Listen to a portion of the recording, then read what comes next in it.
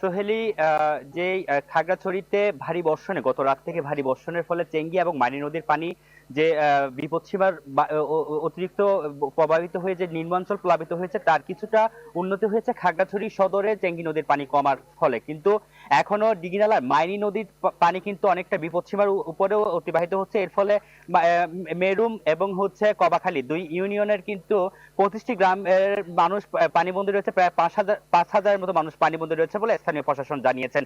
এবং একই সাথে লংগদু এবং সাজেকের সাথে সড়ক যোগাযোগ বন্ধ রয়েছে, যেহেতু সড়কের পানি উঠেছে এবং বিভিন্ন ব্রিজ পানির নিচে তলিয়ে যাওয়ার ফলে কিন্তু সড়ক যোগাযোগ সেটি বন্ধ রয়েছে। এর ফলে সাজেক প্রায় শতাধিক পর্যটক আটকা রয়েছে বলে আমরা সাজেকের যারা স্থানীয় প্রশাসন রয়েছে তাদের সাথে কথা বলে জানতে পেরেছি। এর পাশাপাশি খাগড়াছড়ির কিন্তু শহরে বিদ্যুৎ সঞ্চালন লাইন স্বাভাবিক হলেও কিন্তু গ্রাম অঞ্চল এবং বিভিন্ন উপজেলায় কিন্তু বিদ্যুতের যে সঞ্চালন বিদ্যুৎ লাইন সেটি কিন্তু এখনো কিন্তু স্বাভাবিক হয়নি।